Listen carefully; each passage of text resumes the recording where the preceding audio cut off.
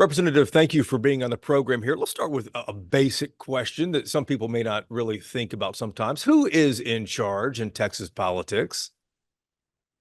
Well, there are primarily two billionaires from West Texas, Tim Dunn and Ferris Wilkes, that are the two most powerful men in Texas politics.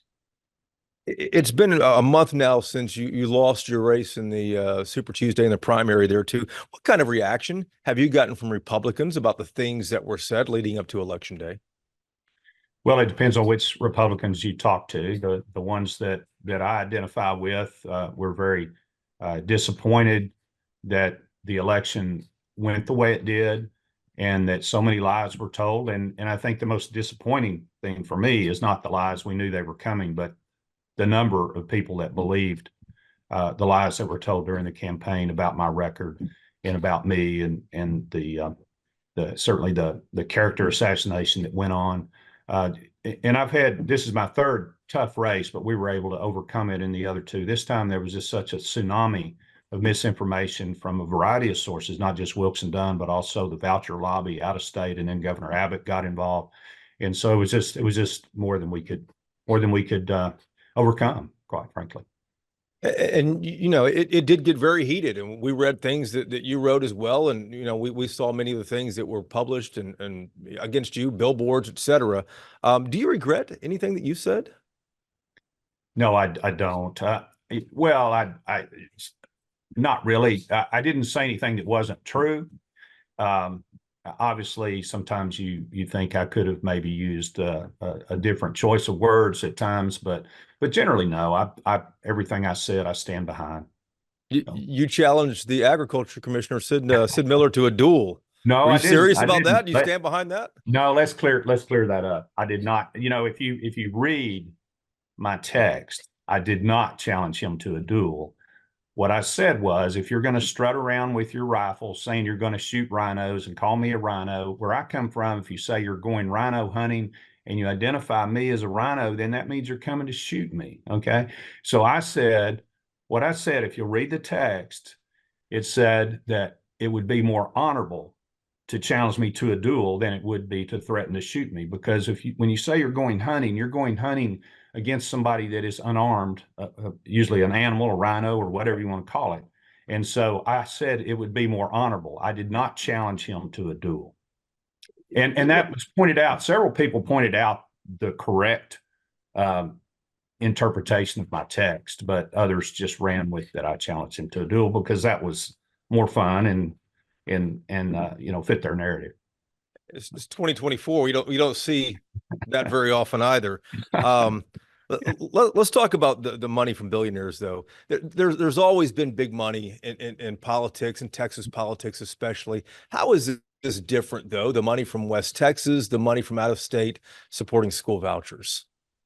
Yeah, so to begin with, I have nothing against billionaires. I would like to be a billionaire myself. So we keep talking about the billionaires like there's something wrong with that. Certainly it's not. Certainly as a Republican, I fully endorse billionaires and making money. I have no problem with that. It's how the money is used.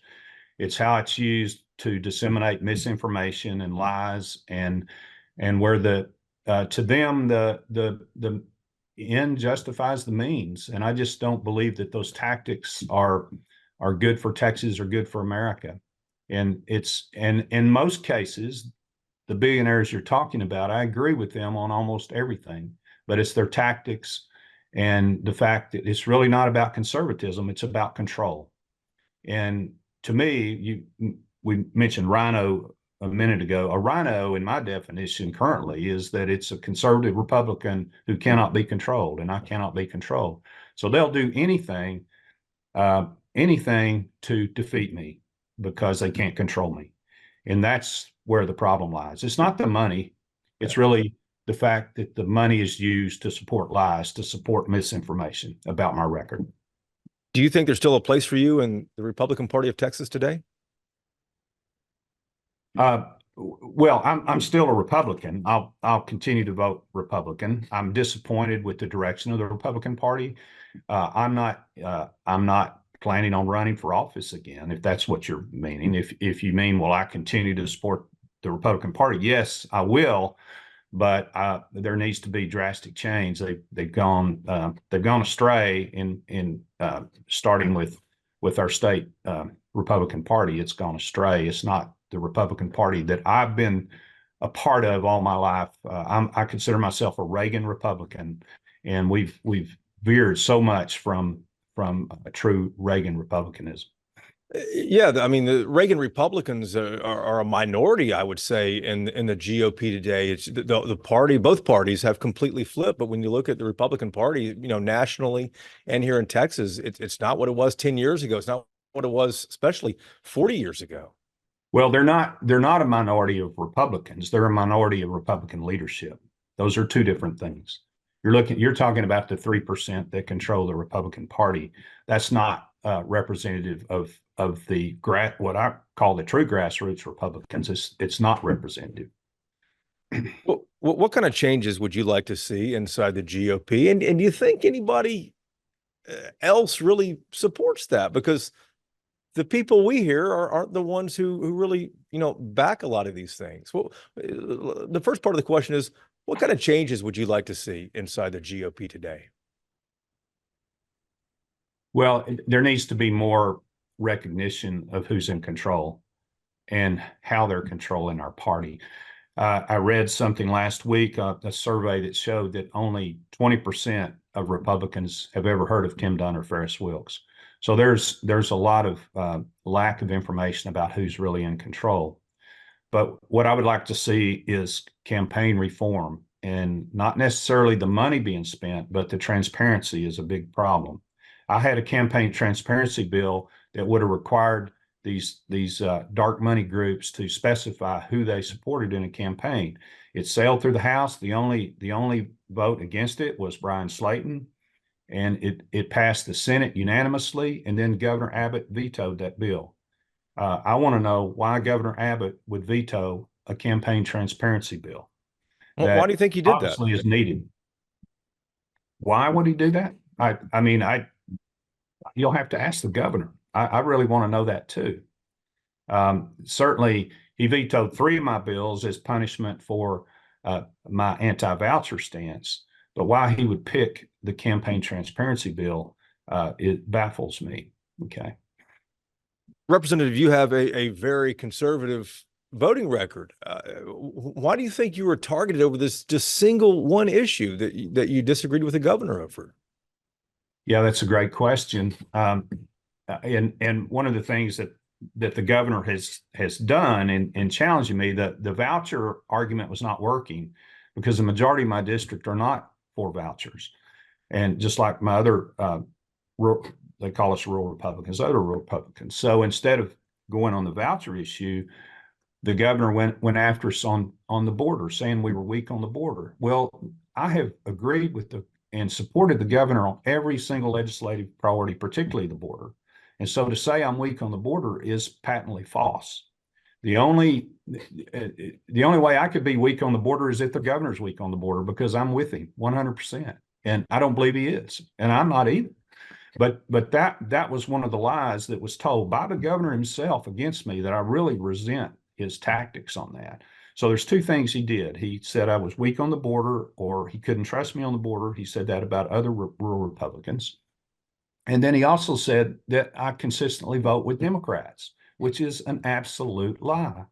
So to give you an example of the way that is played out. So beginning in June, they had billboards posted all over my district that said I voted with Democrats to impeach Ken Paxton. Okay, I voted with 60 Democrats to impeach Ken Paxton. Okay, well, I did vote with 60 Democrats, but I voted with 72% of Republicans. That's not voting with Democrats. That's voting with the Republican majority. And when I look back on my voting record, and you look at second and third amendments, you look at committee votes, you look at all the amendments it was over 5,000 votes. And 99% of the time, I voted with the Republican majority, if you truly look at my voting record. That's not a voting with Democrats record or a non-conservative voting record. So it's misrepresented. And what really disappoints me is the governor's language comes directly from Texas Scorecard propaganda. And I'm really disappointed that the governor would be using their talking points to describe and say that we're voting with Democrats, And which he Texas knows is Scorecard not true. Yeah. and Texas Scorecard is the organization that's backed by uh, uh, Tim Dunn and Ferris Wilkes out there in West Yeah, Texas, the it's their billionaires that we mentioned a moment mouthpiece. ago. It's their propaganda mouthpiece, is what it is. Are are are, are you still upset about how all this played out? You know, I'll be honest with you. I am much better off personally. How so? I can spend more time with my grandkids. I have neglected a lot of things here at the ranch that I need to take care of. We have a family business that I've been putting off because of my duties, and you know, it's been expensive. It's been hard on my family. I'm disappointed that I can't complete the things that I started because I really ran for one reason only, and that was to represent the unrepresented needs of rural Texas and represent my district. If I'm not going to be allowed to do that, if that's no longer the way we do politics in Texas, there's no representative government, then there's probably not a place for me anyway. So I'm disappointed for public schools. I'm disappointed for rural Texas. I'm disappointed for representative government. I'm not disappointed for myself personally. Well, So, you expect vouchers are going to pass? you know, I'm still optimistic they're not. I think there's a chance we could win some of these runoffs. I hope we will. There's also some anti-voucher colleagues that didn't vote anti-voucher. And I'm hoping that they'll see the light and vote their true conscience, because we have some colleagues that I know are anti-voucher that took the easy way, and they took the political way. And I'm not going to say who they are, but it's not hard to figure that out. And I hope that they'll search very deeply and look at what do they really believe, and do like Sam Houston says, do right and risk the consequences. That's what I did. I fell on a sword for public education. I never intended to die on the sword, but I politically I died on it as well. But and I understand people don't want to do that. They have other political aspirations, but people need to be true to their beliefs. And I think some will come over. And also, there's a chance, and I don't want this to happen, but there's a chance we're going to lose some races to Democrats. You look at Steve Allison's swing district. I mean, that could be lost to Democrats now. So I think it was just a huge mistake to try to out all of us strong rural Republicans that stood for public schools. Does Dade Phelan win his runoff next month? Does he win it? I'm hoping and praying he does.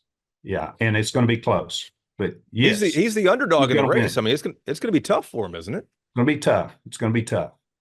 He's going to win. Okay? There's a clear split in the GOP today. Everyone knows that. Your race kind of proves that. And the other rural Republicans who were defeated. This is the George W. Bush Republicans, the Reagan Republicans versus the Trump Republicans today. How do you think this civil war, as it's been called, how do you think this ends inside the GOP? I don't think it ends well. I think we are going to go so far to the right that we're wrong, and we're going to lose Texas. These people that are pushing us so far to the crazy right are going to turn us blue if there's not a change of course, and that's the last thing I want to see happen. But that's the direction I see us going. Our current course. Have you heard from the governor's office? Have you heard from Texas Scorecard? Anyone else since Super Tuesday? Well, no, but I have not been on social media. My wife banned me from social media, and which was a good thing. So she's a smart woman, I guess, huh? Yeah, I'm getting on there very seldom. So no, I have not heard directly. I mean, Texas Scorecard usually would ask me for interviews almost on a weekly basis, which I never return their calls or speak to them. So I wouldn't know if they tried to reach out to me or not. I want to read a letter to the editor that was in the Dallas Morning News. I'm paraphrasing part of this here. How could Representative Rogers not see this coming? Rogers was an enabler of what has become the hallmark of Republican politics. Why would he be surprised that the very beast he helped to create and nurture has now turned on him? What's your reaction to that? Oh, I think that's kind of misguided. I don't really see. I don't see how I contributed to creating the beast, other than The only way the beast is created, and I would say I would not be implicit in that. The beast is created by allowing Tim Dunn and Ferris Wilkes politics to influence votes. And we have scorecard Republicans of different levels. We have a group that are just totally bought and paid for. They're financed and they make no qualms about it. We have a group that may take a little money, but not much, but they vote with them all the time. And then we have a group that say they're not influenced, but they let them influence their votes. And so I think that's what the question is asking, is how have we let this monster come in and take over the Republican Party? I'm not saying that I've been 100, that I have never, ever been influenced in some way, or I haven't taken a vote that was a little bit easier to do that because I knew that's what they wanted. But I would say of all that probably less than anybody in the House, I have not allowed that to happen. Things like voting on your local and consent calendar, which is just a mass vote for all the bills. Sure. And a lot of members will go back and change their votes to increase their scorecard rating and that kind of thing. We need to stop doing that because we are enabling the beast. I would agree with the comment that we've enabled the beast, but I would disagree with the fact that I've been an enabler of the beast. At least if I have, it's been very, very, very, very minimal that I've contributed to that. Let me ask a couple more specifics here and we'll let you run. Ted Cruz endorsed your opponent. He did not support you. Do you plan on supporting him in November? Ted Cruz has never supported me. He received $15 million in his race in 2016 when he ran against Donald Trump. He received $15 million from the Wilkes family. He would never endorse me. That was no surprise. He didn't endorse me in any three of my campaigns. Will I support him against a Democrat? I'll hold my nose and do it. Yes, I will. I'll vote for a Republican over a Democrat anytime. But I have really very little respect for people that receive that much money from Wilkes and Dunn, quite frankly. Representative, what will you be watching for come November? What will I be watching for? As far as the election goes, what specifically are you going to be watching for? You're talking about state, national, both? Just kind of all of it. Yeah. I'm hoping that I'll see.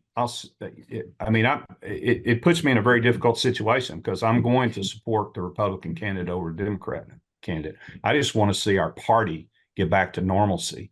I want to see our party quit going so far to the extremes. Okay.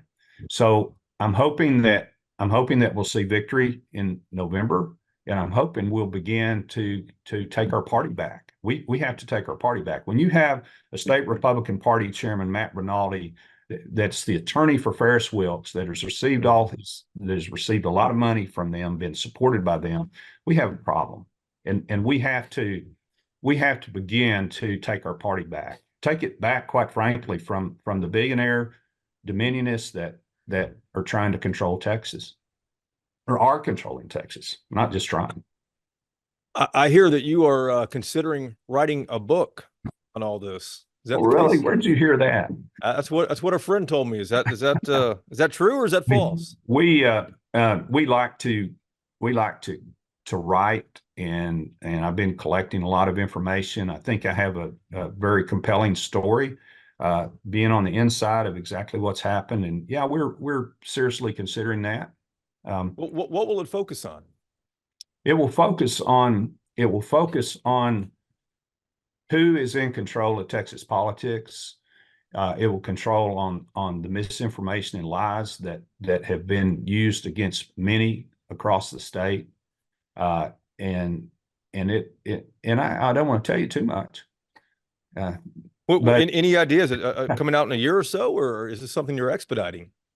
Well, we're trying to expedite it, but I, quite frankly, I've had a little bit of post-campaign PTSD. I've been trying to take a little time off and just get my thoughts together. But once we get rolling, I plan on spending a couple hours every morning before daylight working on this, and I have some others that are helping me. So, Representative, we appreciate the time. Thank you, sir.